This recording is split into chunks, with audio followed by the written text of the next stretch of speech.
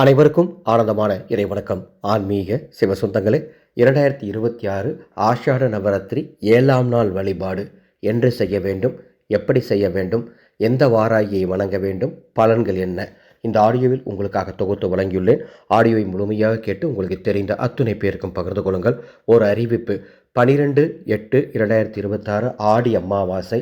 ராமேஸ்வரத்தில் அடியேன் நேரடியாக இறந்த முன்னோர்களுக்கு பித்ரு தர்ப்பண காரியங்கள் செய்து தரப்போகின்றேன். சூழ்நிலையின் காரணமாக புனித நீர்நிலைகளுக்கு சென்று முன்னோர்களுக்கு செய்ய வேண்டிய காரியங்களை செய்ய முடியாதவர்களுக்காக இந்த சேவையை நம்ம ஏற்பாடு பண்ணியிருக்கோம். உங்கள் முன்னோர்களின் ஆத்மா சாந்தி அடைய முன்பதிவு செய்து கொள்ளுங்கள். பதிவு செய்யும் அத்துணை பேருக்கும் ராமேஸ்வர கோடி தீர்த்தமும் பாதாள லிங்கத்தில் வைத்து உயிரூட்டப்பட்ட கயிறு பிரசாதமும் அனுப்பப்படும்.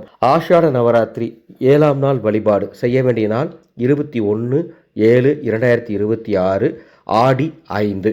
அந்த அன்னைக்கு நம்ம வணங்க வேண்டிய அம்மன் பந்தன வாராகி. பந்தன வாராகியை வணங்குவதால் நமக்கு கிடைக்கும் நன்மை: பண நெருக்கடிகள் நீங்கும், கடன் தொல்லைகள் நீங்கும், வம்பு வழக்குகளில் வெற்றி கிடைக்கும்.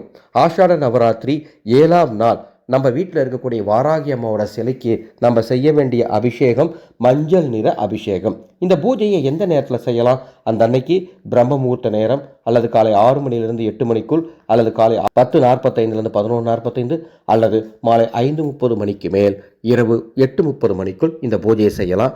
ஆஷாட நவராத்திரி 7ஆம் நாள் அம்மாவுக்கு வைக்க வேண்டிய சிறப்பு பழம் மாதுளை பழம். அர்ச்சனைக்கும் அலங்காரத்திற்கும் பயன்படுத்த வேண்டிய மலர் மல்லிகை அல்லது தாமரை மலர் அல்லது வேறு எந்த வாசனை மலர்களாக இருந்தாலும் பயன்படுத்தலாம். ஏற்ற வேண்டிய தீபங்கள் 7 தீபங்கள். திசை வடக்கு திசை. இந்த தீபங்கள் ஏற்றுவதற்கு நமது கைலாசா தீப எண்ணெய் இருந்தால் அதை ஊற்றிக்கொள்ளுங்கள், அல்லது நல்லெண்ணெய் ஊற்றி தீபமேற்றி முதலில் விநாயகப் பெருமானை முழு பக்தியோடு வணங்குங்கள்.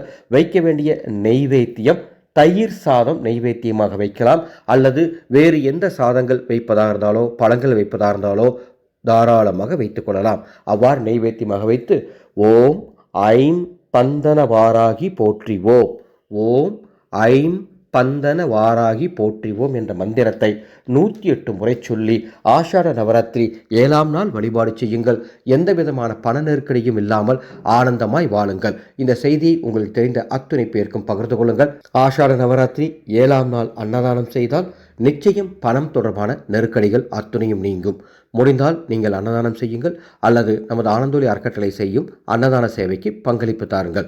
அன்பு சொந்தங்களே, 21/8/2026 வரலட்சுமி பூஜைக்காக வெண்கல வரலட்சுமி கலசம் கொடுத்துட்டு இருக்கோம்.